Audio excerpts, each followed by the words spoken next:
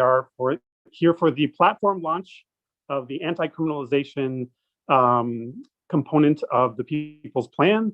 Thank you so much for being here. We're just gonna give it another minute to let folks trickle in, and then we'll go through introductions. If you wanna say hi in the chat, let us know where you're coming in from. And again, we are also broadcasting across a couple different platforms. So thank you so much, and we'll start the show in just about a minute. Of the anti-criminalization component of the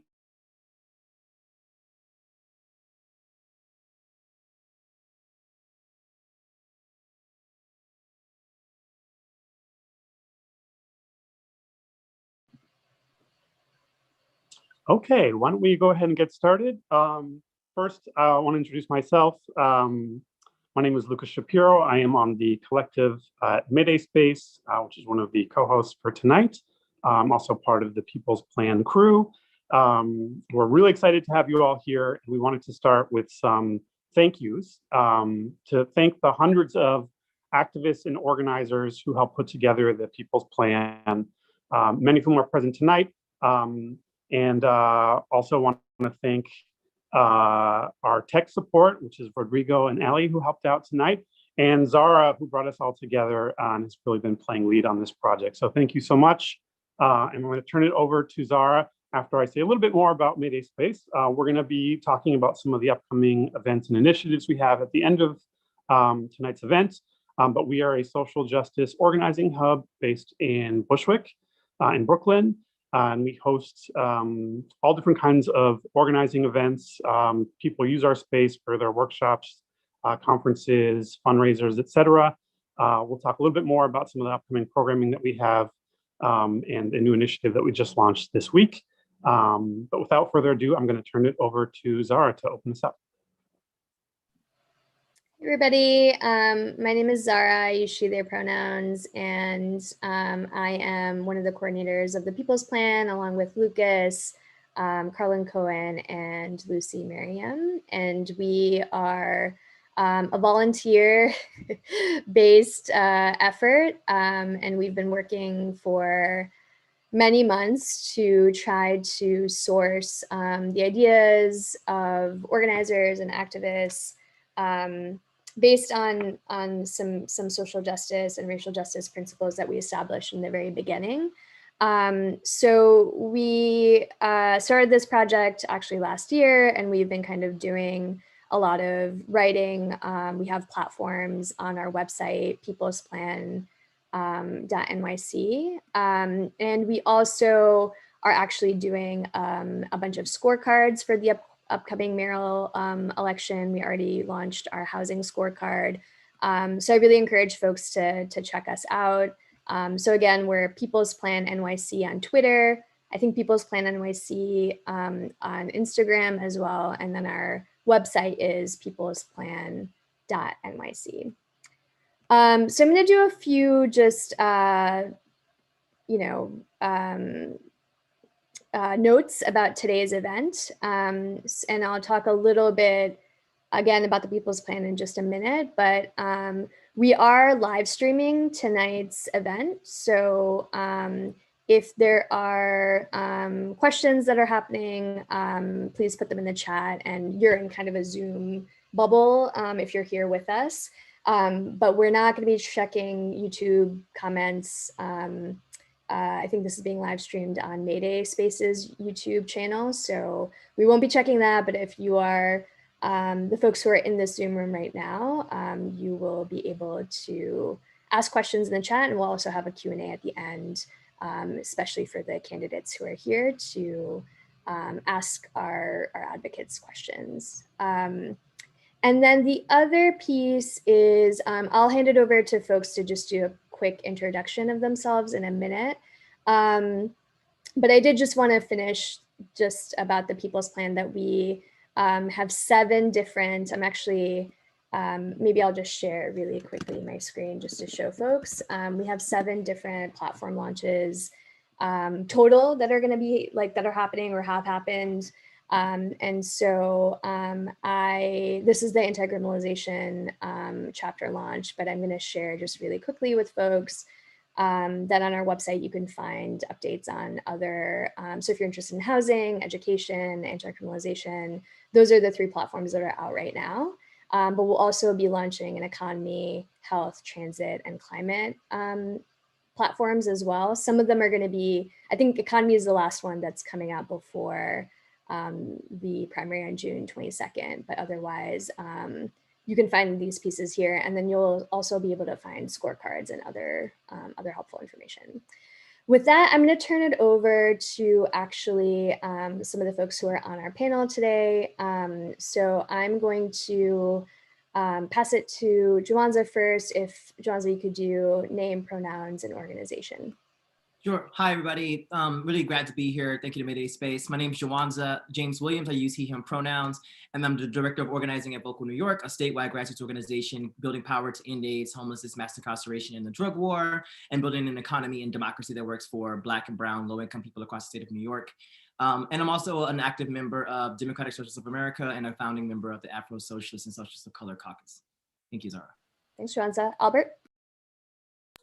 Hi, everyone. Albert Foxconn. I'm the founder and executive director of the Surveillance Technology Oversight Project, and I'm a fellow at Yale Law School's Information Society Project. Have to note that my views are solely my own, and I use he, him pronouns. Thanks, Albert. Joyce?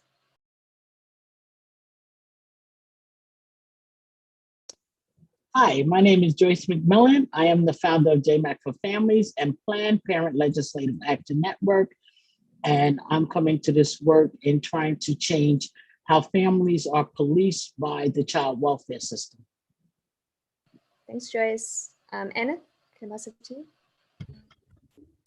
Hey y'all, my name is Annette. My pronouns are she, her, hers. My organization is Integrate NYC. I'm the executive director of people operations at the Peer Defense Project of Integrate.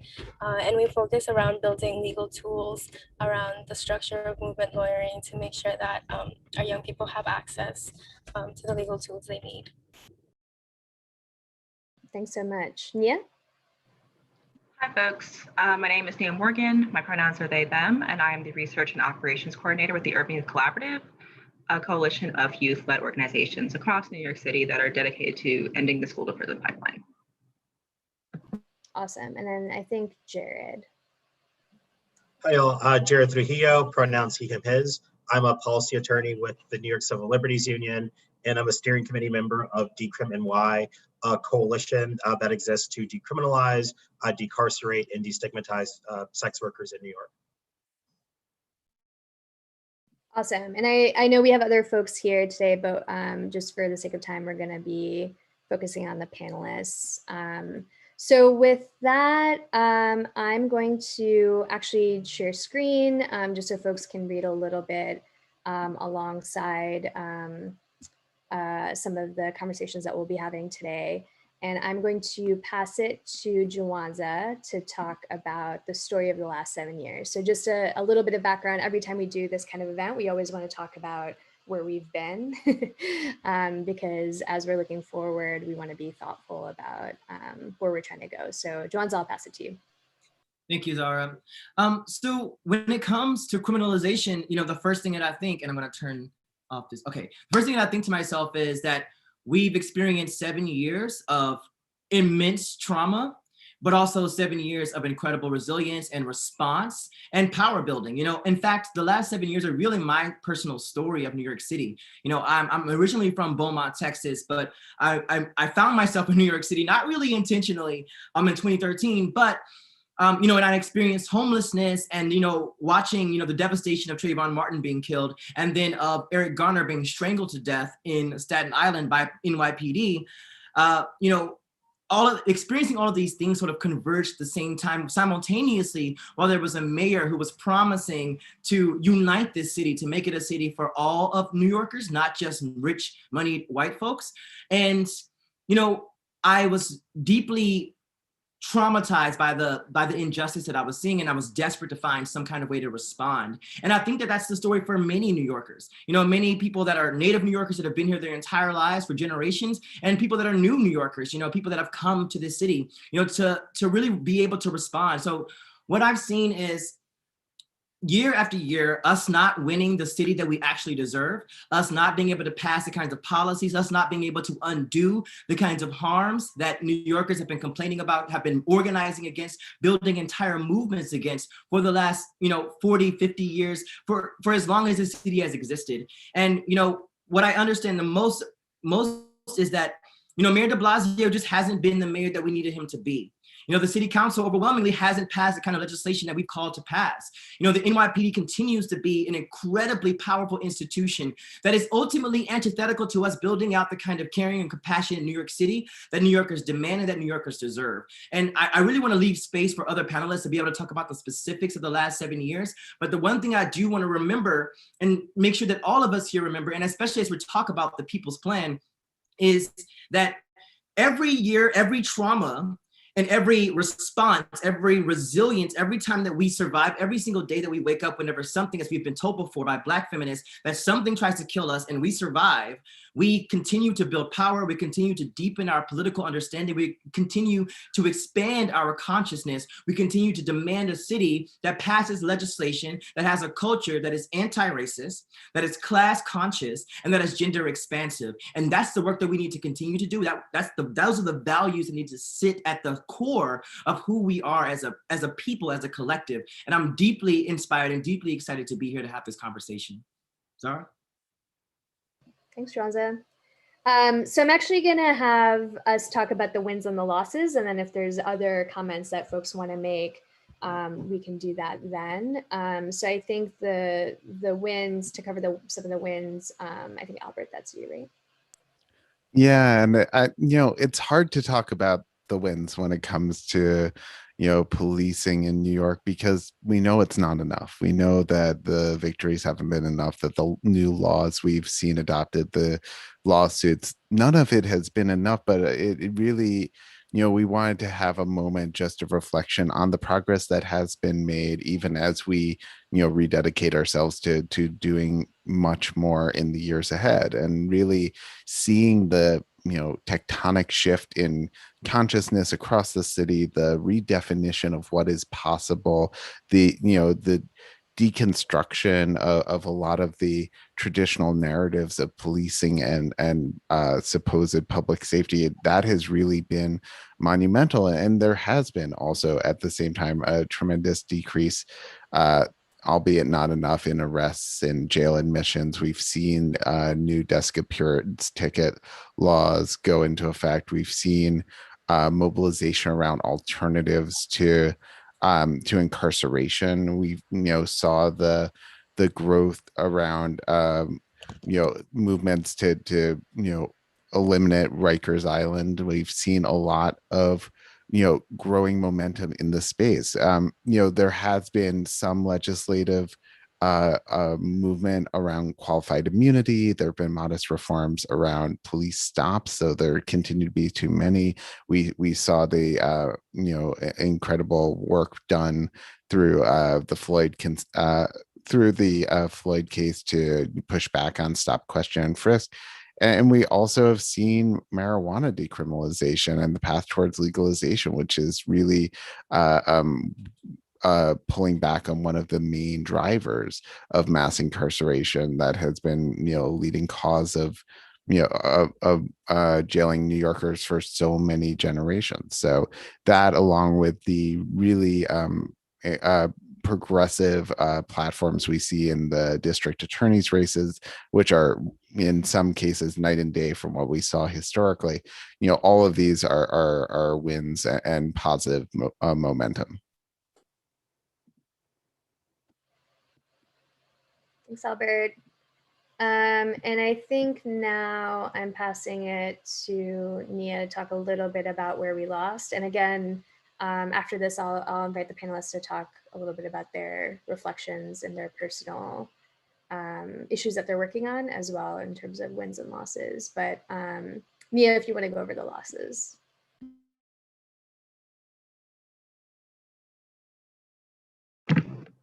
Sure, I can get started. As Albert said, a lot of the wins that we have had caveats, and most of these wins also come with surface level reforms. There hasn't been progressive transformational change in a way that the city needs and that our people deserve.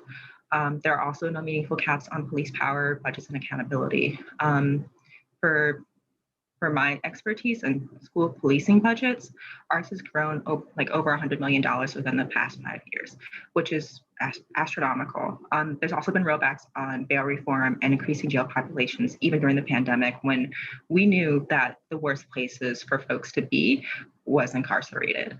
And as we look forward and thinking about the future, we want to keep in mind what we've lost, why we've lost it, and how we can move forward with a more hopefully progressive group of folks in leadership in our city who can really push to make sure that we move past where we have been. Sarah? 100%, thank you. I just wanted to invite other folks if, there's other pieces that you want to talk about in terms of the last 7 years.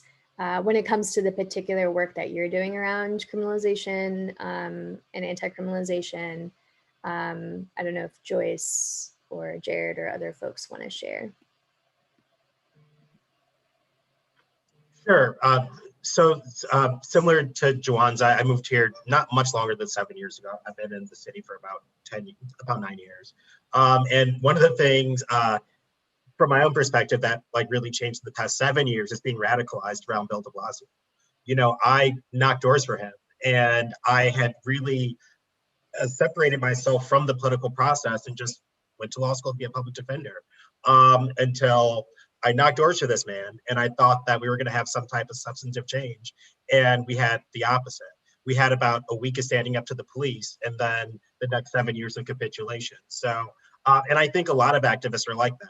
So something that I've really seen over the last 7 years, specifically within the criminalization space, is people recognizing that we don't live in silos, people recognizing that, the criminal legal system is directly related to the immigration system. And so you see things like the Protect Our Courts Act and people really banding together to fight for that, that the criminal legal system is directly tied to the employment system. So you see people fighting for things like Ban the Box, and then Fair Chance Act 2.0 that passed earlier this year. And then also that the criminal legal system is directly tied to housing. And you see a lot of criminal advocates also fighting for things like, right to counsel and so many of the rent laws.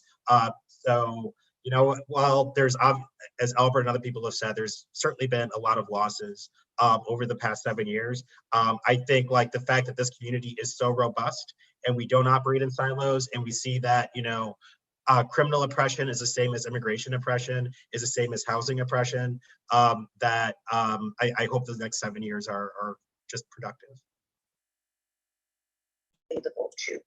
So I would like to jump in for a moment because I echo everything Jared said. And people are realizing that the silo thing is not working because the government works together across board. And one system feeds or impacts another system when you're dealing with governmental systems.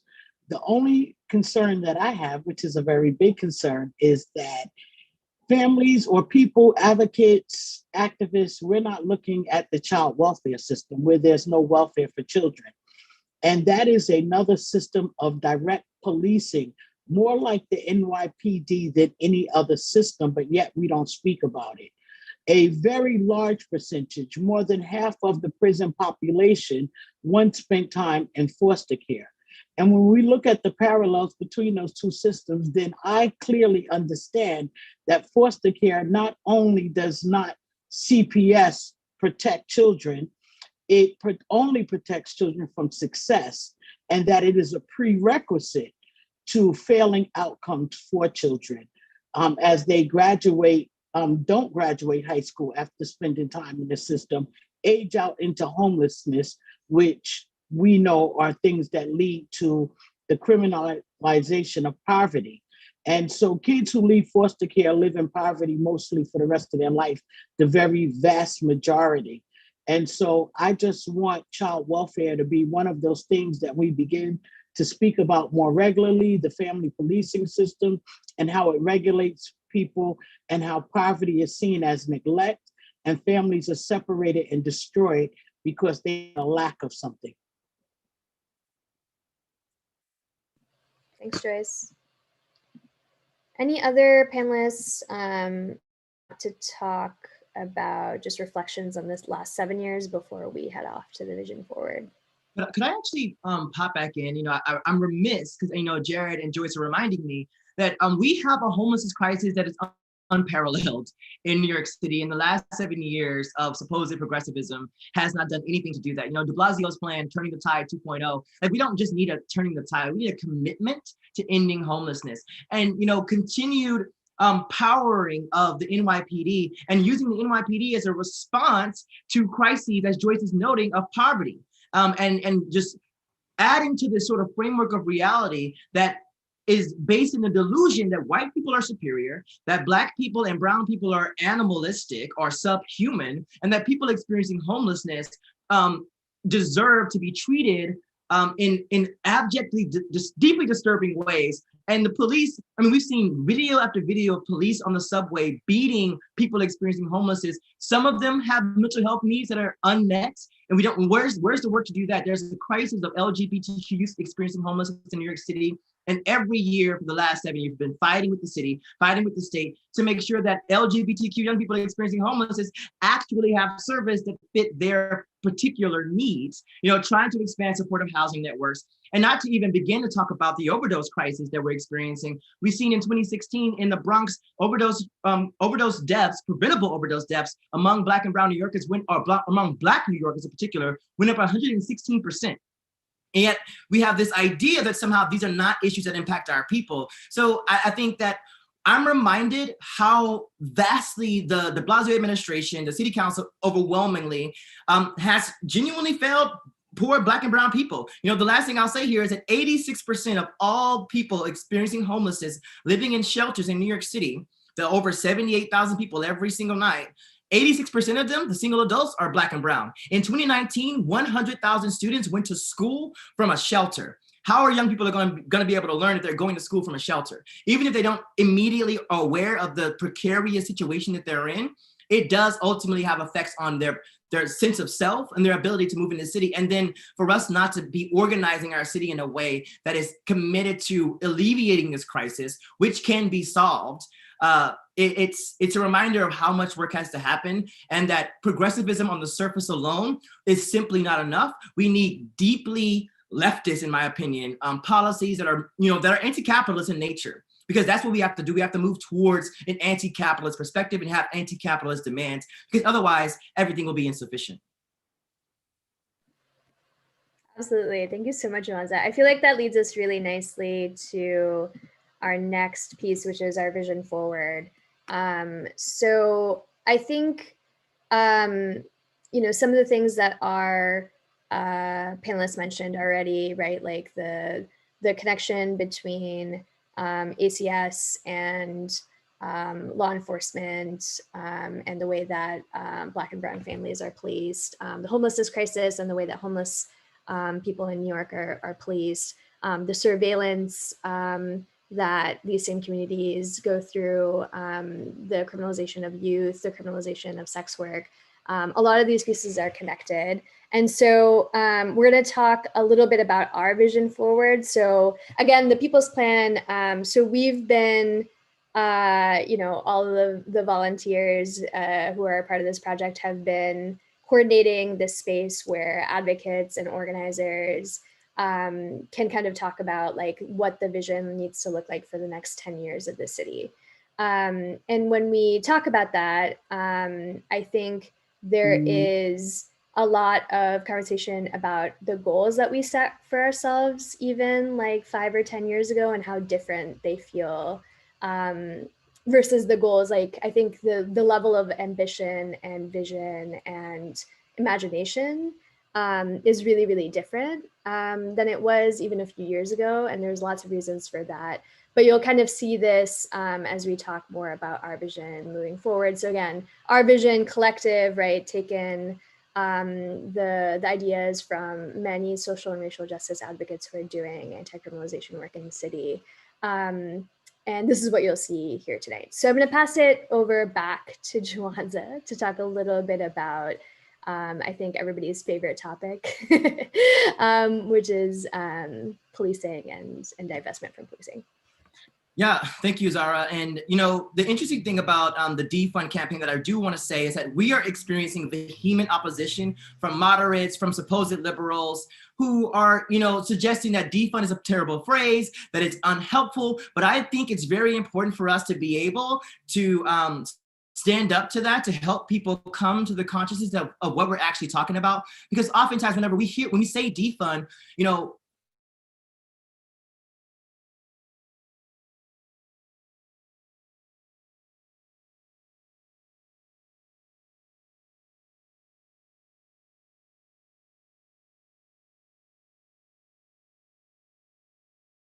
country, the kind of world where we don't need people patrolling or occupying our neighborhoods with guns, with batons, with handcuffs, with mace, with boots in our necks. We can do something vastly different. So defund the NYPD is especially about not just reducing the scope and the power and the influence of police in New York City, but also about actually solving the problem. One of the issues in our society, I think overwhelmingly, is this sort of chasm between the sort of sociological reason as to why there is violence, the kinds of violence, how we understand violence, why it's happening.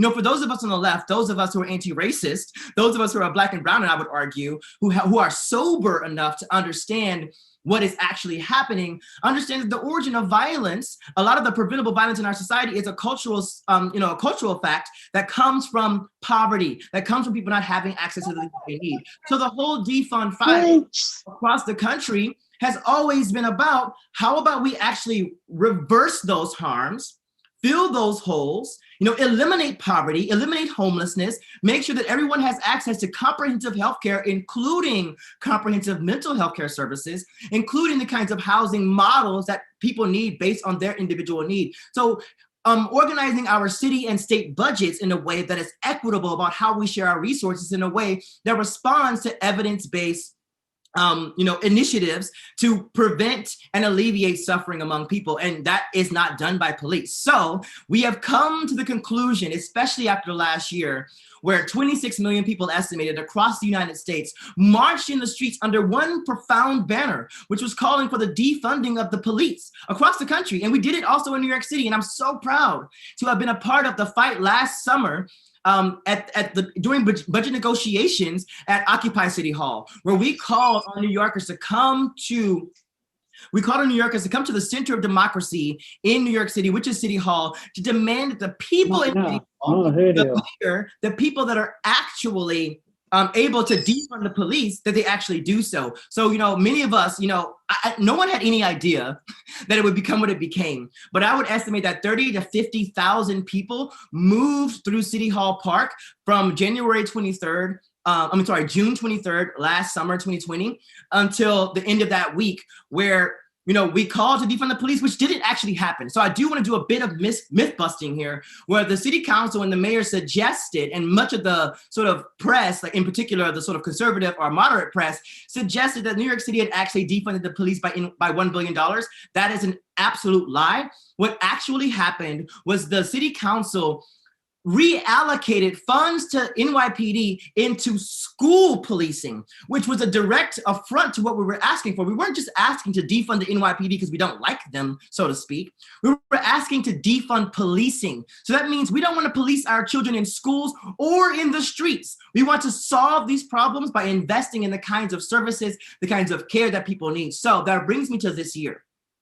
What we're calling for at Vocal New York, and we're also a part of the coalition Communities United for Police Reform, CPR, which is still developing its exact budget demands, but I can speak specifically about Vocal New York in a recent document and report that we released called the Caring and Compassionate New Deal, that reframes like what the moment that we're in, very much inspired by the sort of framework of AOC's Green New Deal resolution, but asking the city of New York, who do we want to be? What we need is a whole new, a radical transformation of what we are. We need a government restructuring. You know, if you're HPD, you need to be concerned about homelessness. You need to be concerned about people who are tenants and people experiencing homelessness. You need to be concerned about, from top to bottom, the housing security. So there's a lot of issues in our city that aren't functioning the right way because of the way that it's structured. And also we're calling for a total removal of police, courts, and jails from any response that has to do with homelessness, substance use disorder, or unmet mental health needs. So we're calling for a $4 billion defunding of police, courts, and jails in New York City to reinvest those funds in the kinds of things that we actually need. If you want to read a comprehensive list that we produce, we have an auxiliary document called a down payment for a caring and compassionate New Deal, which if you just Google that, down payment for a caring and compassionate New Deal from Vocal New York, and we talk about where we want these funds to go. So I think that we just need to double down and continue to demand that the city government actually defunds the NYPD and invest in the kinds of things that we're calling for. You can look to the New York City DSA, its platform. You can look to CPR, Communities United for Police Reform. You can look to organizations like Vocal New York. And it's also this massive defund coalition that is thriving right now. And I think that we have to hold these folks accountable. And in particular, we have to hold the people that are running for mayor accountable. Because, you know, ultimately nothing can happen without the mayor's sign off, without the speaker of the city council's ability to call an issue to the floor, to set the agenda. That's what these folks are doing. So we have to be able to hold those people accountable. And we have to have people in the city council that are willing to be counter narrative. So because sometimes it sounds nice to be progressive, but sometimes we have to make very difficult choices. We have to help our people who are not ready, who are afraid, who are, you know, operating from a framework of reality that's rooted in drug war propaganda and racist propaganda, and be able to help educate folks and be able to alleviate those issues, actually confront the conversations about violence. There is legitimate violence that we have to respond to. And also violence is multidimensional. It's not just intra-community, it's also experiencing homelessness. 100,000 students going to school from a shelter is incredibly violent. You know, 78,000 people experiencing homelessness every single night is incredibly violent. So we have to help people understand that before they're able, as Angela Davis would call us to do, able to imagine alternatives to policing, able to imagine something different. So I'll pause there. And I don't know, Zara, if I was supposed to talk now about decriminalizing drugs, but I don't want to take up too much time. No, you should. I'm just going to interject for just a second, just to say that the plank of the People's Platform that talks about defund and divest is also built around the support and resources and you know, essentially like the structures that need to exist for people to actually be safer. And so we talk a lot about you know, like, obviously there needs to be divestment from NYPD because they are a source of violence, but there also needs to be alternative crisis systems. There needs to be restorative alternatives. There needs to be a moratorium on police response to homelessness, gun violence programs, right? Like these are the kinds of things that we need to fund, because I think there's like a myth that people who call for defund are not concerned about violence, and it's actually the opposite. Like we're really concerned, and the police is not equipped to actually respond, right? Like they respond after the fact and often with more violence. So just wanted to point that off. And yes, please talk about decrim drugs. Yeah, I do also, Zara, want to correct, or not correct, but add to the fact that we decriminalized marijuana in 1970 something, and we've had to decriminalize it multiple times. But this year we actually were able to legalize adult use marijuana, recreational marijuana use, and expand all these programs on the state level through the Marijuana Regulation and Taxation Act that was passed. You know, a lot of advocacy happened through the Start Smart Coalition, which I was able to support for the last few years, which I'm very proud of. And as was said before, you know, the presence of drugs or the suspicion of drug use or possession or sales is often the entry point that police use to engage with Black, brown, and poor people or vulnerable communities. It's their entry point. And then they use it simultaneously as justification for not just mass incarcerating us, but murdering us. So when you think about George Floyd and the trial, you see that they use the toxicology report as justification for having killed him. When you think about Breonna Taylor, they use the fact that, not the fact, but the accusation that they were selling drugs as justification to go into her home unannounced and execute her using a drug war policy, the no-knock warrant. So where we're headed, so one of the things I'm very, very curious about and intentional about making sure people remember is that we have not ended the drug war by legalizing recreational use of marijuana, point blank, period. Now, the MRTA does do a lot to try to attempt to repair harms, and over the next couple of years, we're gonna have to follow that legislation very closely to see what actually happens. But where we should actually be going is beyond this moralization about, well, these drugs are okay and these drugs are not okay. These people are okay and these people are not okay. What we need to be doing is creating the circumstance, the context where people that do develop a substance use disorder, which the vast majority of people that use drugs never have any kind of issue like addiction associated to their drug use. But if they do, we need to be building out the caring and compassionate social safety net infrastructure to be able to take care of our people when they run into issues. So decriminalization, which is not legalization, I should be clear about that, is very, very important if we want to be moving ourselves away from a criminalization framework. And what we're calling for is to decriminalize possession of all drugs, a small amount of all drugs, and instead of offering people prisons, boots, violence, and the lack of care, offering them pathways to services, pathways to protection, because oftentimes if a person is dealing with a substance use disorder or problematic drug use or whatever it is, there's also a number of other factors that are at play, behavioral factors, social determinants of health that should be dealt with, because people, all of us are whole universes, whole beings, and any policy that we write needs to account for the nuances of human behavior and human experience. So if we decriminalize drugs, it doesn't mean that we're saying go out and use drugs that could be dangerous for you or for people in your community. What we're saying is let's make sure that we don't continue to criminalize our people for a behavior that we've engaged in, yes, for thousands of years, and will continue to do so for thousands of years. So how about we legislate in a way that accounts for the experiences and the realities of human beings? So let's remove criminalization from what is ultimately a public health issue, if it's a public health issue. And the last thing I'll say there, Zara, is, that I don't like to get trapped into this framework of that all drug use is problematic drug use, and all drug use is chaotic drug use, and all people that use drugs need supportive services, because we can use drugs for pleasure. We can use drugs in a way that is responsible for ourselves, for our people around us, and for our communities. We need a government that understands our ability to be self-determined and to have agency. And we need a people, we need a culture, and therefore we need a city and a government that responds in a way that is caring and compassionate. Fire, fire, fire. Zara, may I jump in there? Yes, please. I want to jump in there because you brought the fire, and so I need to reiterate the fact that we know there's a need to decriminalize all of the things we just spoke about: drugs, poverty, homelessness, all of those things, right? But we also know where policing came from. Policing came from slavery. It is a derivative of slavery.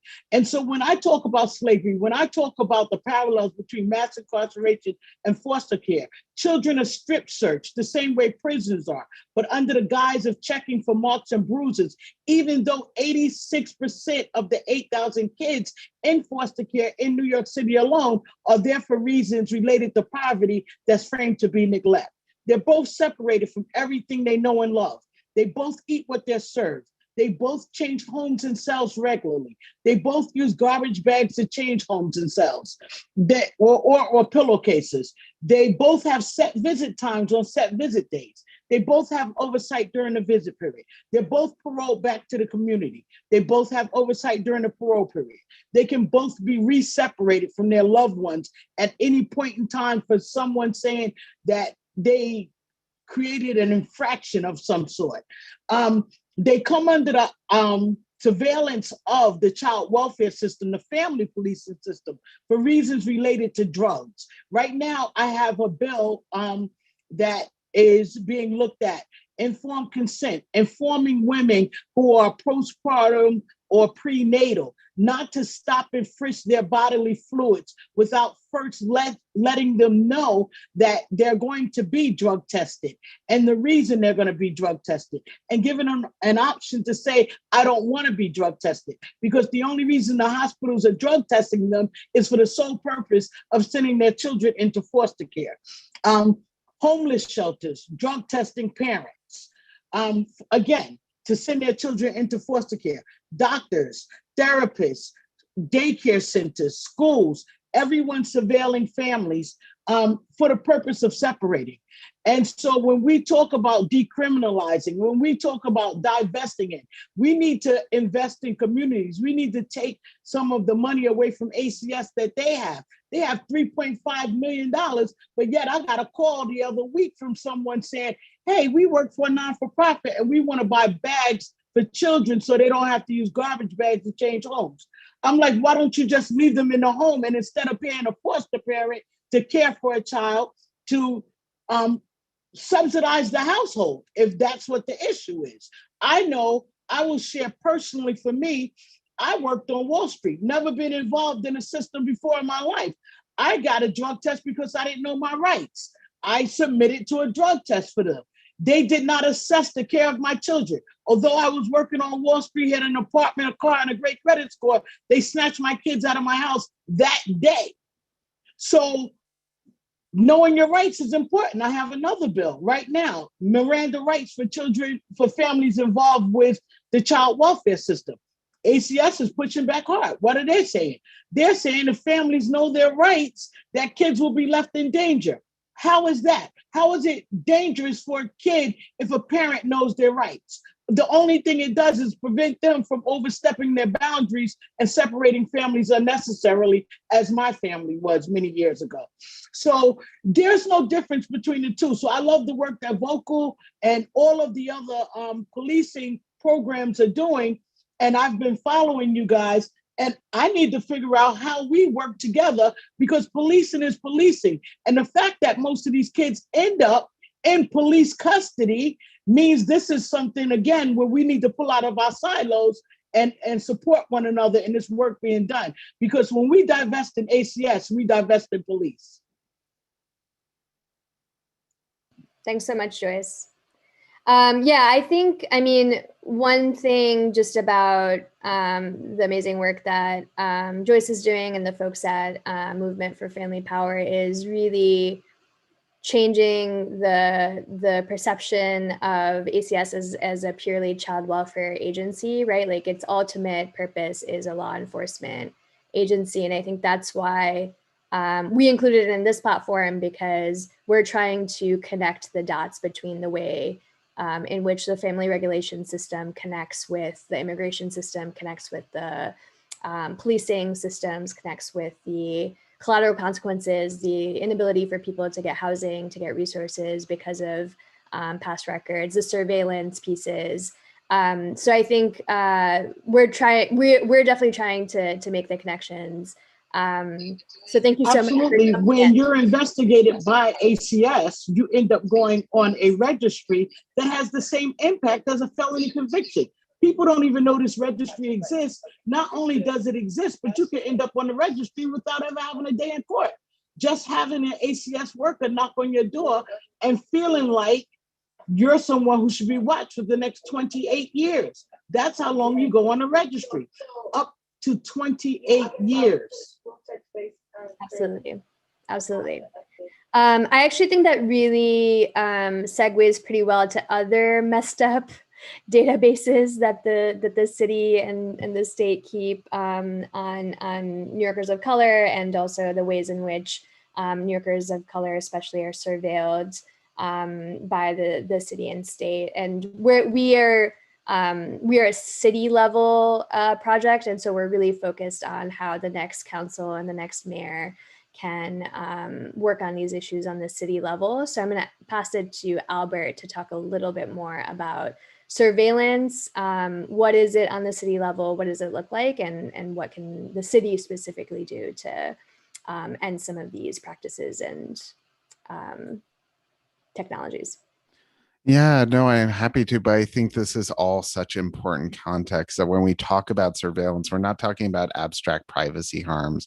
We're not talking about, theoretical constitutional concerns. We're talking about, oftentimes a system that facilitates, police violence, that it can be the first step that leads towards a SWAT team at someone's door or a knee to the neck. It really is life and death consequences when we expand these systems. And you know over the recent years, for decades, we've allowed these surveillance systems to expand, and they're biased, they're broken, they're invasive, and they really are a threat to democracy as we know it. And they are wasting millions of our dollars every day.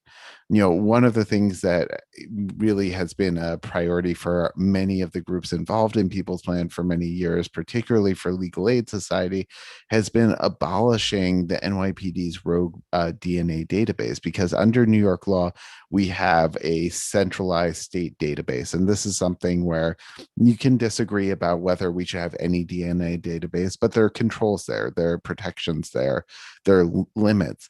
But rather than abiding by any of those rules, the NYPD partnered with the Office of the Chief Medical Examiner to create their own rogue database where they're taking children and stealing their genetic data and putting it into a database where they're put into a genetic lineup year after year for perhaps indefinitely, without any oversight, without any protections. And this means that we see these abusive, racist DNA dragnets where officers will go through neighborhoods and basically force everyone of color, every Black man, every Latinx man they come across, to give a DNA sample, to to put those people who refuse in their crosshairs, and to interrogate them, and to retaliate against them. And it's this just dystopian system that has to end. And there's legislation pending up in Albany that would end this rogue database and any other rogue databases at the state or local level in New York. But this is something that the mayor could end as well with a simple executive order, with one stroke of his pen. And so that's something that the future mayor, that the future city council, that everyone would have the power to take action and stop this abusive practice, because this is truly something that is incompatible with anything approaching a just and inclusive society. We also need to ban geofence warrants. And some of these things are going to sound wonky, but they really are transforming the power that the NYPD has to track millions of New Yorkers for, easily, cheaply, with minimal effort. Geofence warrants are a way where the NYPD with one court order can get the name and location data of everyone in an entire neighborhood, everyone in the entire city. They've been used to get tens of thousands of records at a time. They can be used to target protesters. They've been used to target BLM protests across the country. And we know that there's potential to use them to target houses of worship. The NYPD for years was using undercover officers to infiltrate mosques around New York to map out who was practicing their faith and going to Friday prayers, to identify Muslim-owned businesses and Muslim schools. And they could use these same technologies to replicate those harms and do it at a far larger scale. We also need to ban police from purchasing the same data from data brokers. Many of the apps on our phones, many of the websites we visit, they're constantly creating a log of who we are, where we're going, and that's up to the highest bidder. And it's one thing when that's being used to sell us new products, but it's completely different thing when that now is being used to fuel policing, when it's being used by the NYPD, when it's being used by child welfare, when it's being used to track people, and to do this in a way that circumvents all of the checks that supposedly exist in our criminal justice system, as unjust and deeply flawed as that system may be. We also need to ban several types of technology that are used throughout the city. We need to ban facial recognition, which has been shown to be more error prone for Black and Latinx New Yorkers, particularly darker skinned Black women. This is a technology that has already been shown to lead to false arrests, and we only know about a few of the arrests that have been unfolding, and likely there are many more false arrests to be revealed in the coming months. This technology has been used more than 22,000 times in the last 3 years. It's something that allows the NYPD to track our movements across the entire city. It has been, the NYPD has partnered with deeply disturbing vendors such as Clearview AI, which have purported links to far-right extremist groups and which have fueled this facial recognition technology by taking our images from social media and other websites. And this is a technology that needs to be banned. And currently there's legislation up in Albany, Senate Bill S79, that would ban it. This is something where the city council could introduce legislation to ban it. And again, it's something that the mayor could ban with the simple executive order. We also need to ban the NYPD's gang database, which is composed of over 99% of non-white New Yorkers, overwhelmingly Black and Latinx, with New Yorkers being put in this database just because of the color of shirt they wear, because they were photographed with a friend, because they were walking around their neighborhood. It gives the NYPD huge discretion to really flag someone as being a supposed gang member, and that can have life-altering consequences.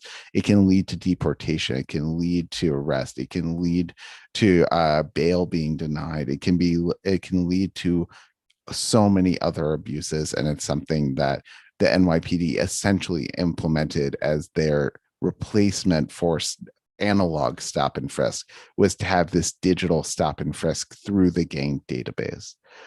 And then the last planks are just quickly to ban automated license plate readers, the cameras that are, throughout the city, tens of thousands of them tracking every car constantly. There's also a ban on the NYPD using predictive technology to try to create a threat index of who is going to commit a crime in the future. It sounds like something out of a terrifying science fiction movie, because it is. Only there are already vendors selling this technology. It doesn't work. It's error prone. It's racist, but it still could be used to put New Yorkers behind bars. And it's something that we need to categorically ban. So back to you there. Thanks so much, Albert. Absolutely. And I think that is really helpful context for the ways in which surveillance is also entrapping the same communities in the webs of criminalization. I'm actually going to pass it to Nia to talk about how right criminalization starts early in the lives of Black and Latinx and New Yorkers of color in schools. So Nia, if you want to take it to talk a little bit about Police Free Schools and the criminalization of youth. Sure, yeah. Thank you for that. I don't know about everyone else, but I'm feeling pretty activated listening to everyone else. So so much happens. But about police and schools. So just a bit of background information. So New York City public schools have one of the largest police forces in the country. If you were to look at it on the nationwide scale, if they were a police department, it'd be the 5th largest police department in the country. We have more school police officers than we have guidance counselors and social workers combined.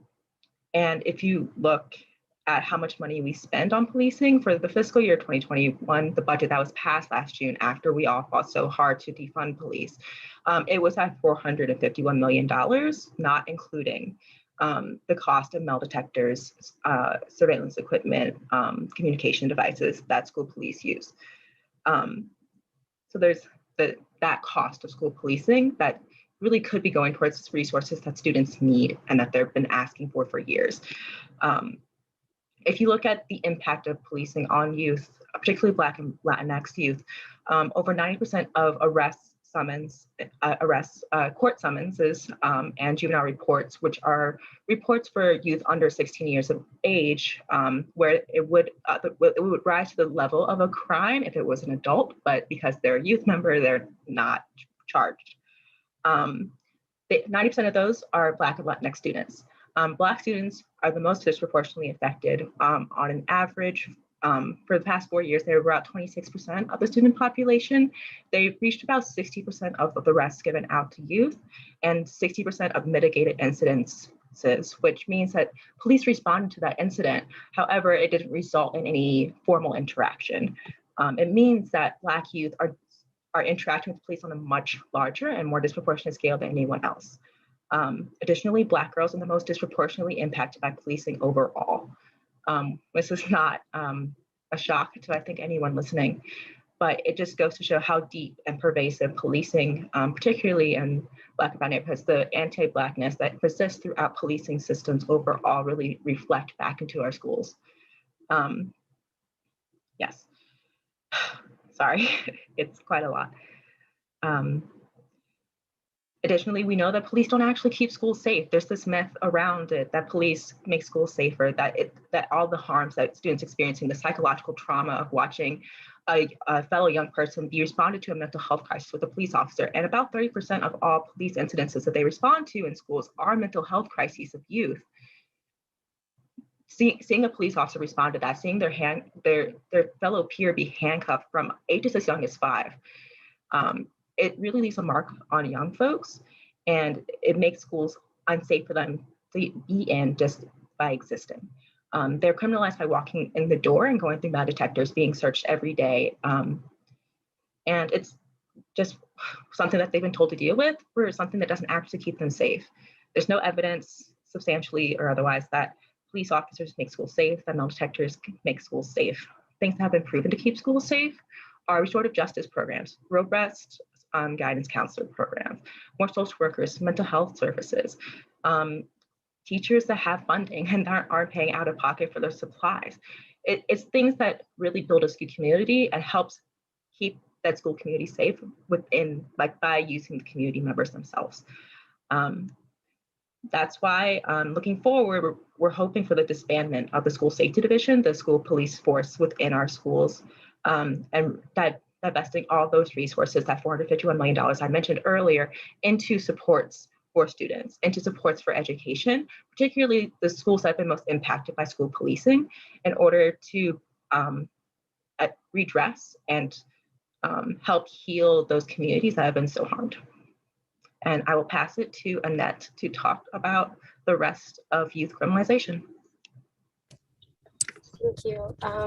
It truly is a lot. And I think first I want to ground us in, like, Integrate NYC is a youth-led organization. And I think something that's coming up for me a lot in this space, and that comes up a lot in, like, our work, is that the biggest breakdown is literally that the people who are being impacted are not making the decisions about the systems that then they are being put in without, like, involuntarily, right? And so, like, young people do not have any agency over, like, what young people experience in schools, and they especially lose control, like, once they're put in the system, whether it be the school to prison pipeline, or they're put in foster care or a mental health facility. Like, they don't have, like, any agency over that, even though they're the ones in that vulnerable position, and they're the ones who are the only ones who understand how, like, what they're experiencing. They are never consulted about what the best choice for them is, and that's a huge issue, because people who control the decisions control the narrative, right? And we're talking about how Black and brown young people and folks are they're put in a narrative where we are saying, like, we are violent, and we're the ones causing trouble, when it's literally the narrative that has been put on our young people by people who are building the system, who don't have, like, our best interests in mind. And so something, like, going forward, I think the solution lies in making sure that our young people are being included in our decision making, and our decision makers making, and really seeing them as decision makers, because I feel like a lot of the times, like, young people aren't seen as deserving to be in the space when their experience is enough, and their experience is actually like expertise to like the things that we are talking about. And even like in the civilian review board, regarding like all of the systems, like there's not one single young person who sits on that board. I think it was a report that I read by the civilian review board, where they wrote a report on like policing and young people, and they didn't include school safety officers because they're not considered NYPD. And so in this whole like trying to find a solution, they didn't even address like the biggest problem of it all, and that wouldn't have happened if young people were part of building out that process, because there's no way that a young person could have been in that space who is impacted by that system and have not brought it up. So really like empowering and giving a platform to our young people to be able to use their experience and expertise to have agency over their lives and the spaces that they step into. And with this goes like having power over like what goes in the budget and how do we use our budget, right? Because someone mentioned how like we're literally wasting money every single day with the systems that we have, and like where we put our money in policing, and especially our young people also don't have power over to say like how that money is used and how money is used in schools, or to say like what resources they actually need. And young people need to be part of saying of deciding like how we spend our money and what resources are we building out for young people. Absolutely. Thanks, Emmett.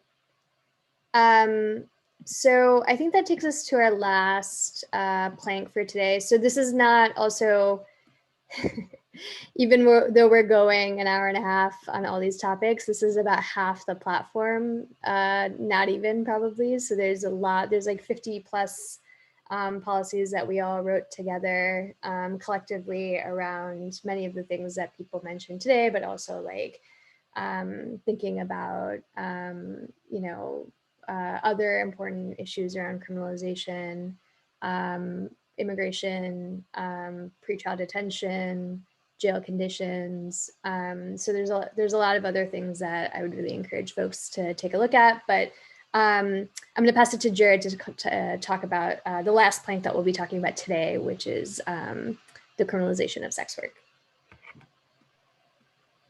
Thank you. And I see I'm a little bit behind, so I'll be pretty brief. But I also think it's kind of straightforward in a lot of ways. So yeah, the criminalization of sex work in this city is a real problem, particularly with who's criminalized. About 89% of the workers that are arrested by ICE are Black, Brown, and East Asian, and about 93% of the clients that are arrested, clients and then proposed clients, because there's a lot of false arrests, are Black, Brown, or East Asian. You know, the World Health Organization, UNAIDS, Amnesty International, so many other organizations recognize the way that you reduce HIV transmission, the way that you make sex work safer, the way that you reduce other STI transmission, the way that you reduce evictions, the way that you really just recognize that sex workers are people with potential and dreams that deserve to be safe and deserve to utilize the harm reduction tools that they use for their trade, is to decriminalize sex work. That's both sides of the transaction. That includes third-party collaborators, that includes roommates, that includes sex workers that work together. However, our city has done the exact opposite. Since this mayor has been mayor, so just in the past 7 years, there have been numerous vice scandals. Vice is the unit of the NYPD that actually polices sex workers. And just in the past couple of years, there was one instance where a former vice sergeant and 7 vice officers were running an exploitative prostitution ring. And 7 might not sound like a lot, but considering that there's usually only about 96 vice officers at any given time, 7 is a substantial percentage. At that same time, that exact same year, there were 2 vice officers that were weaponizing their badges to go after Asian massage parlor workers and Latina massage parlor workers. One of which was Yang Song, who, after being raped at gunpoint by 2 vice officers, jumped 40 feet, to her death. And this was all in 2018. There have been other instances of vice officers that have used their badges to get sexual favors, to coerce sexual favors, and then arrested workers anyway. There have been, the city has paid, over $1 million in settlements to a lot of gay men in particular for false arrests. And it just goes on and on. I mean, we were talking about wins and losses, but the way that this city treats sex workers, the way that this city dehumanizes sex workers, the way that this city treated Leilin Polanco extravaganza is just undoubtedly a loss. Now, there are some breadcrumbs of justice that we're starting to see from certain DAs and even from the mayor. The DA in Brooklyn and the DA in Manhattan said that they would stop prosecuting one of the statutes that people are criminalized under. The problem is that they still leave the door open to criminalize roommates, to criminalize sex workers that work together, and to criminalize sex workers that are ultimately collaborating in order to make each other safer. The mayor came out with a city sex work decriminalization plan that really did nothing. And in fact, it was really offensive because of all the things that I just talked about with Vice, which is just a scintilla of the harms that they've caused in the community. The mayor only said that there might be potentially some issue with Vice, that maybe they've caused some harm. There was really no accountability. There was really no plan for how to make this better. There was really no plan for how to make folks safer. So a few things, okay, I'm at 3 minutes and 45 seconds, I'll wrap up. So a few things that we really want to see happen that would, again, make people safer. The first is divesting and disbanding the Vice Squad.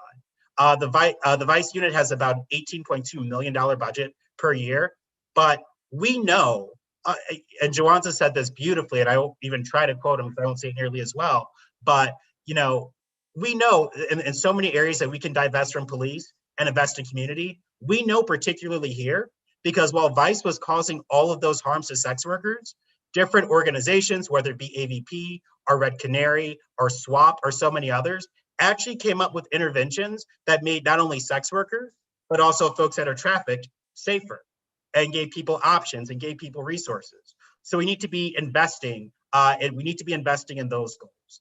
We need to invest in programs. So if people don't want to be sex workers or people want other avenues, they have them. There's a $2.7 million city sex worker service center program. $2.7 million might sound like a lot, except we're in a city with a $100 billion budget. Like $2.7 million, like the NYPD spends that on pencils. And so there's no reason that you couldn't put actual resources to sex workers, particularly the ones that are most marginalized. Black and brown women, trans Latina women, and particularly LGBTQ youth that are 7 to 8 times more likely to trade sex than their heterosexual and cisgender counterparts. And then finally, it's abolishing or at least curtailing the human trafficking intervention courts so that all that they do is process 440 motions, which are motions that survivors of trafficking use in order to vacate their old records. Right now, the HTICs operate in a way that they're supposed to be helping sex workers, but the way that they help them is by saying, if you don't do these services, then you go to jail. And that's something that happened to Leilin Polanco extravaganza. She didn't do services that they were using to help her. She went to jail. She had other cases to jail with a $500 bail. And now at 26 years old, she died alone in a cell for no real reason, when her underlying charge was a simple misdemeanor that was work and shouldn't have been a crime anyway. So there are just so many ways that we can actually treat sex workers like humans and really invest in elevating them, invest in services, invest in non-compulsory, non-court related services that actually elevate the community, that don't perpetuate these harms, and that don't involve the NYPD Vice Squad, who are just a bunch of rapists. And that's what I got on sex work. Thanks so much, Jared. So we kind of gave folks a little bit of what, the vision looks like for this People's Plan collective effort. We now have some time to kind of just open it up and take questions from folks and, like answer questions around like other pieces in the platform or anything that you've heard today. So I'm going to, Lucas, I don't know if you're around. I think we're doing questions in the chat. Lucas is here. I think we'll do questions in the chat. So if there is questions that you have about like other things that are in the platform, you can feel free to ask us in the chat. And we can answer those. And I'm just kind of looking through right now to see if there's any other points. While we're waiting for questions, is there anything that folks kind of want to mention or elaborate on? Otherwise, yeah, go ahead. Charles, I was just going to say that people can either drop stack that they want to be on to be called on for a question, or if you want to actually write your question itself into the chat box, either one is fine. Sounds good.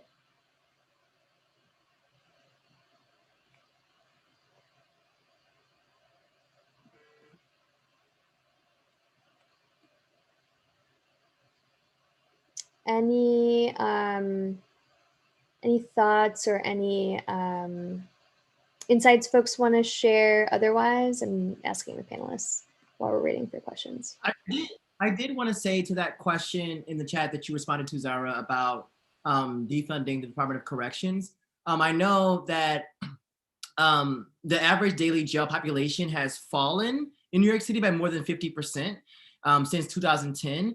But in that same period of time, Department of Corrections funding has gone up.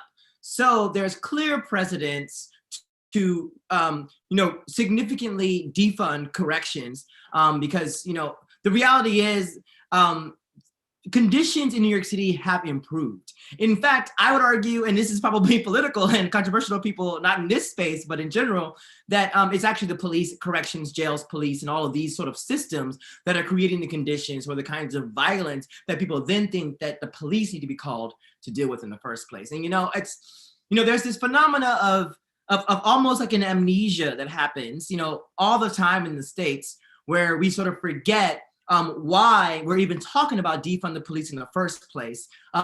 If there's not a fresh lynching for people to be angry and upset about, then people sort of forget why we're even talking about police as it relates to quality of life issues. And it's very important for us in our institutions, in our collective plans, like the People's Plan, to hold that reality, to hold that sentiment across the board and indefinitely, because if we forget, that's how we end up in a situation where, police departments or institutions that don't actually serve us continue to be bankrolled in the totals of billions of dollars. So, yeah. Absolutely. I think just in terms of, there's a little bit of, sometimes this platform goes in places where we as like activists and advocates and organizers like have more work to do to kind of like flesh things out. And so I don't think that necessarily about the things that folks talked about today, but certainly, when it comes to, one of the things that the People's Plan platform talks about is like, how can the city set this North Star of ending pretrial detention? And it's complicated, right? Because so much of criminal code is at the state level, but like, if we have the right goals, can we actually move in different directions and different ways than we have been in the past? And so one of the things that we were doing while we wrote the platform was making sure that we talked about any money for repairs for jails comes within DOC. They're not getting more money. It's money that's being taken away from staffing and, like personnel and all of those things, because we don't, our kind of orientation for this platform is that all law enforcement carceral systems are like cause more violence, and that's the thing that we need to move away from. Yeah, absolutely. So I'm seeing some questions. Sultan asked, how much does it cost to make public housing? I just want an estimate of each unit that it costs to do housing. I don't know if folks have an answer to that. I'm gonna leave that up in the air for a second. How quickly can we decarcerate without increasing homelessness? Somebody asked. That's an interesting question. Anna asks, ending pretrial detention will take several years. Do you think it can be ended by 2027 with the closure of Rikers? I think I know the answer to that one, but so these are some of the questions that are coming in the chat. Do folks have any thoughts or want to answer any of these?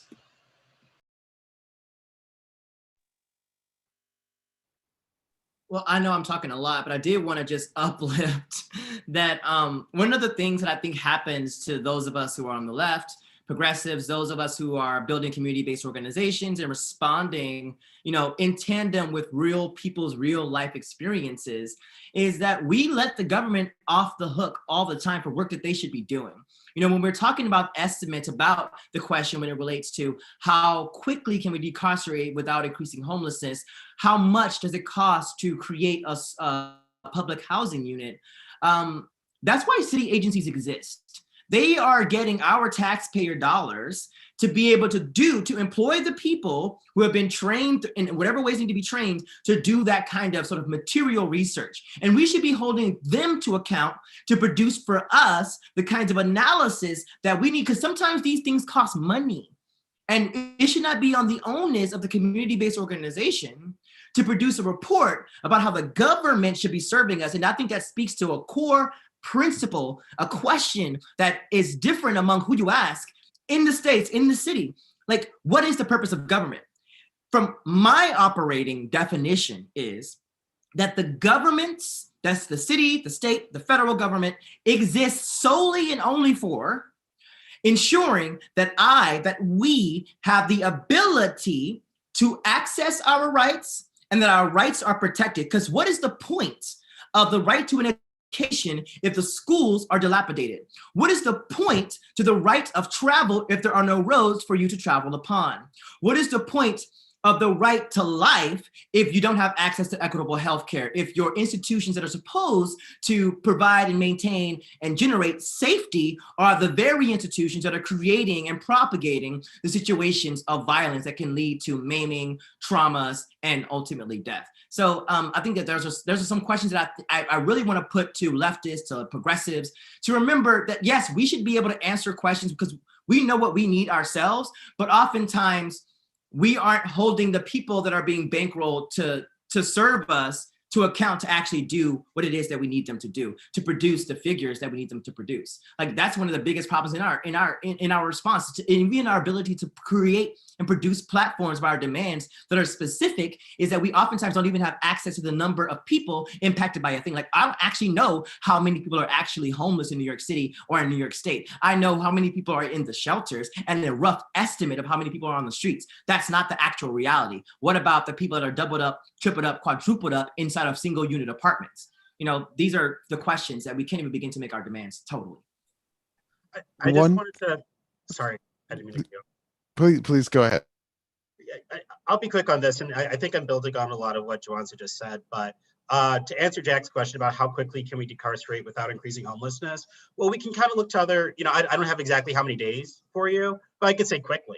And we can look to other jurisdictions, with the defund movement, while our city kind of gave us bullshit, you look at Austin, for instance, that took about, I think it was $325 million from their policing budget and used it for actual wraparound services. So by wraparound services, I mean, if you are in the carceral system, but you also need the same mental health care, you also need substance use support, you might need a case manager, you might need a different level of services depending on who you are and what your particularized needs are in order to meet your potential. Well, that's something that we already do in the city. We just don't do it very much. We have a Brad H program in the city, which, and I like not going, down that rabbit hole, but like we already have that infrastructure there. So it's actually just like, like meaningfully investing in it and then we can house people instead of incarcerating them. Something that folks have talked about before, but Joyce talked about before, but the marriage between the child welfare system and the carceral system, and also homelessness. We know that so many kids in the child welfare system end up in both the carceral system and homeless. Like, if we actually invested in making sure that kids that are aging out actually have housing, which can look a lot of different ways depending on what that young adult's needs are, then we could again be putting people in places where they're going to reach their full potential instead of cycling them through jails and only ruining their lives. So these are all things that we could do relatively quickly because we already invest something in that, but not nearly enough. And we just don't really care about the humanity of the people that we're cycling through systems. In a way, the city is just like, if you end up at Rikers, or if you end up in NYCHA, or if you end up in permanent housing, or if you end up in a shelter system, like, we don't really give a fuck. And I think that we just need to get to a place where we actually care and recognize that those systems have very different outcomes for people. I couldn't agree more with that. And I think that one thing that to me is really instructive when we ask these questions about how quickly, how fast, how much does it cost? Let's look at how we responded to the pandemic. When people were dying, when there was this huge threat to the city, and we moved heaven and earth, and we didn't ask about what the timeline would be. We just did it, and it wasn't enough for everyone, but we did things that would have been thought impossible prior to that emergency. But people are dying because they're homeless. People are dying in Rikers. People are dying in police custody. And we, just as Jared said, city officials simply don't care about that humanity, about that suffering, about that loss. And so we ignore it day in, day out. And if we treated that with the same level of emergency, with the same level of concern that we responded to the threat of COVID-19, I think we would be able to implement a lot of this very, very quickly. Listen, children die in foster homes as often as police kill innocent people on the street. We just don't talk about it because the government is not going to bid against themselves by making it public. Everything becomes something that they cannot talk about. The only reason we spoke about Ma'Khia Bryant is because it was done publicly and filmed publicly. And it was done at the hands of the police. But the problem is Ma'Khia Bryant had reported being abused in a foster home several times before the day that she picked up the knife. And so what are we saying about where we placing children? The same thing that we're saying about when we put people in prison. We're saying we don't care about them. It's not a place of rehabilitation, and they know that. That's why when you come home, you can't get a job, because they know that they have destroyed many people's mental health by putting them in solitary confinement for years and the many other abuses that they face and being separated from everything and everyone they know and love. And that's the exact same thing that happens to a foster child. They know that they are destroying people's mental health through these processes that they put people through.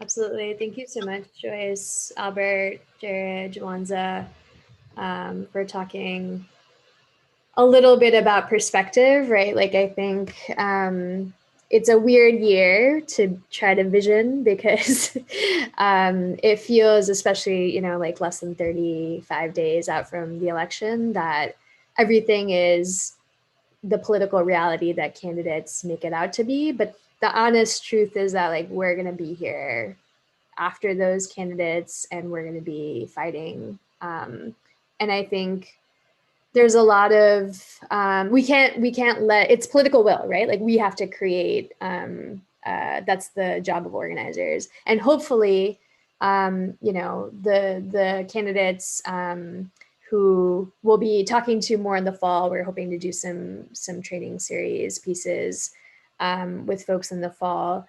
If they're with us, hopefully they can be a part of changing political will, because I think a lot can happen when there's a will. It's just about will, right? I think we could close Rikers, we could have no pretrial detention in the city. A lot of it is just about the willingness to do so.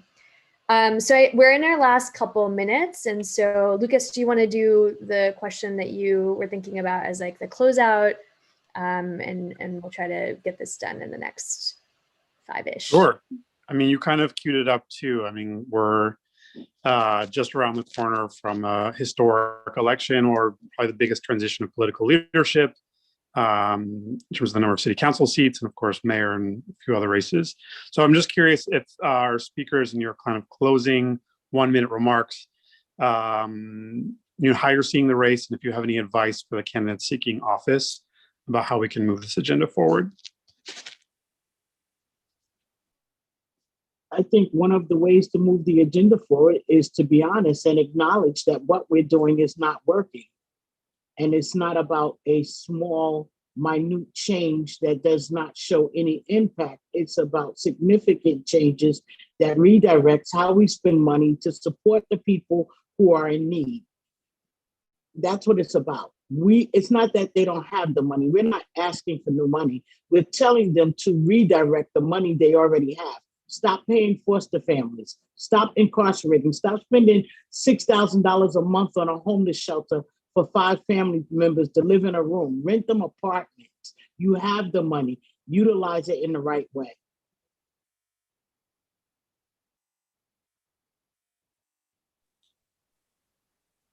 Anyone else want to jump in?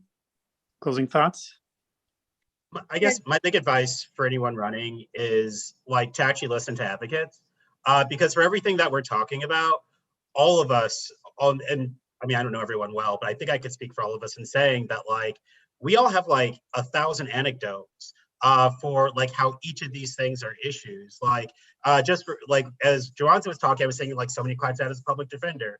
As Joyce was talking, like I turned my camera off because like, I was thinking about like real clients that I had when I was a juvenile defender, and like how, like how so many of these problems like cause real issues.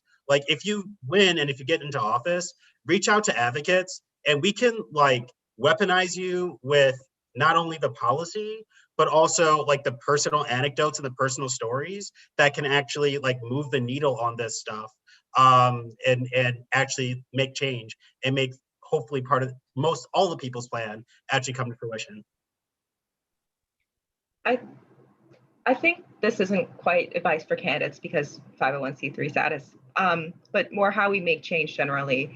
And I think part of it, to Joyce's point, is being honest and speaking, like if you're in power, you can't, like it's speaking truth to the systems that have been in place for decades.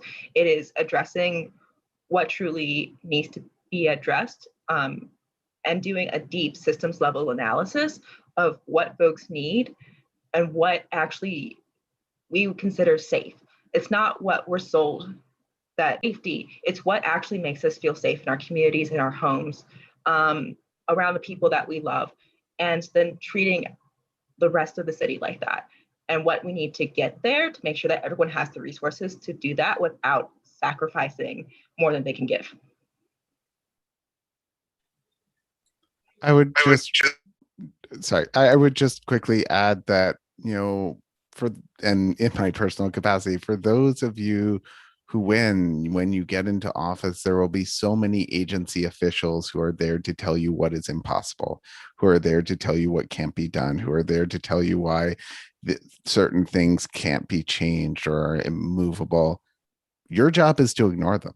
Your job is to tell them what you want to have happen, what the people of the city want to have happen, what you've been elected to make happen. And that is the sort of transformation that is possible. That is the sort of transformation we have seen unfold in countless communities across the country. And that is the sort of transformation that is long past due in New York City. And that is something that I believe that the incoming class of elected officials will have the power to make happen, but only if you actually stand up to those who tell you it's impossible. I think I just sorry, go ahead, Anna. Oh, thank you. I just wanted to add that I think I agree with everything that was said, and to add to that, like just deep commitment to implementation and understanding that implementation takes deep work and intentionality, and the work, like I feel like we all understand it's not like it was before us and it will be after us. So also understanding that like that implementation work is like deep work, and there will be people who say no to you a lot of times, or like that's not possible, this and that, but like it was said, the money is literally there. So while you are in this position of power, like how are you doing the work of implementation? I think I also want to echo pretty much everybody, but especially Jared. You know, I think for mayoral candidates, what's right, the right thing to do, well, is sometimes incredibly controversial. You know, I think a lot about, you know, traditional abolitionists, I'm sure, whenever they were saying, oh, we should actually be liberating enslaved Africans, that was like just unimaginable for so many people. In the same way that we're saying we need to defund the police, it seems unimaginable to people now, but it's actually not that. And so what I would say is lean on the community-based organizations and the advocates, but not just that. I really believe that it's incredibly important that elected officials or those seeking office use this opportunity to have genuine conversations. If your constituents are on the fence about ending homelessness or defunding the police, hold the community-based town halls, hold 500 of them across the city. Have these conversations. We're talking about human beings. So if it doesn't poll well, that should not be the only thing that determines how you make a decision politically.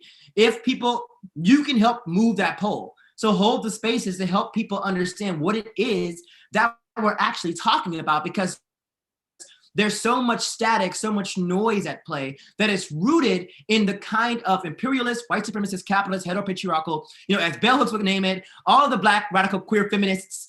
You know, there's so many things at play that people are inundated by. And just the reality is that the vast majority of New Yorkers simply don't have time to be doing a deep structural analysis about every single issue, because they're working 2 jobs, because they're trying to avoid the shelter, or they're trying to get out of the shelter, or they're trying to get their children back from ACS. So I think it's important, and it's on the onus of those with power, with the ability, with the time to be able to convene those spaces if you want to govern in a way, again, that is anti-racist, class-conscious, gender-expansive, that is towards egalitarianism. And that is what we should expect, and anything less than that is unacceptable. Amazing. I'm feeling like all the tingles in my heart right now. This is my favorite conversation that I've had for quite a bit. So thank you all for imparting your wisdom and political hope. Super, super gracious.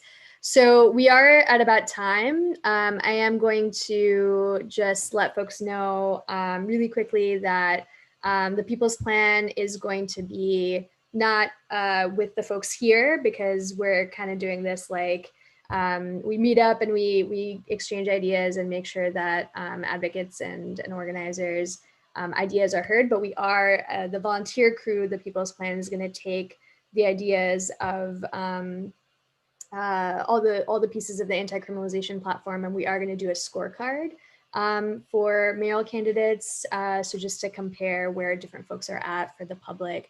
You can find that on our website, peoplesplan.nyc, or our Twitter, peoplesplan.nyc, or our Instagram, same thing.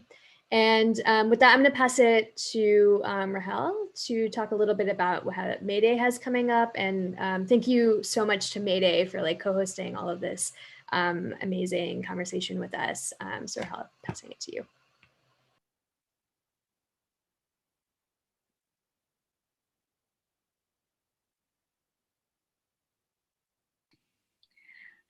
Thank you. Thank you guys so much for attending tonight and presenting on this important plank on the platform. I am sorry I missed the earlier part, but I love that we are streaming this on YouTube and building out so much more of our content for people to look at afterwards. So I do want to say that, we're going to keep doing talks like this and events like this, so definitely stay tuned. But we do have, some exciting announcements. And first of all, I don't know if folks know me, but I'm one of the staff staffers at Mayday Space, and I'm also on the collective. And I've been a part of the project for 4 years, and so I love that we are still bringing in this political discussion and information to our constituents and to our membership. So this week, though, I wanted to remind everyone that we launched something really exciting, really important. It's called the Mayday Resource Commons, and it's a one-stop shop for if you need a megaphone for a rally, a canopy tent for your festival, or a projector for your workshop. This is basically a way to allow folks in our community and our members to have access to the supplies and equipment that make our events extra special. Oh my gosh, thank you for putting that on the screen. We are so proud of this website. It took, a couple of months, but yeah, we basically built out this amazing inventory and website for people to use in our community and to make their events extra special, no matter where they're being held, either in the streets or at Mayday Space. And if you want to get involved, either to, help us run the Resource Commons or even support on events that we have coming up, please, follow us on all the social medias. But we are also having a yearly boozy brainstorm, and we're going to have it in our space. And this is where, people in the Mayday network who have, had classes, events, our core volunteers come together and strategize on, other events that we want to hold. Start thinking about, maybe a social justice market that we want to put on again. So yeah, we're really, trying to think about how to reopen the space, not just for, supporting, street actions or mobilizations, but also how to reopen the space to be, its festive, beautiful, comfortable and accessible space for people to, have fellowship and, political education. So the resource commons link is there, but let me share also the event link for our boozy brainstorm, and I hope folks can also attend that as well. That's all for me. Awesome.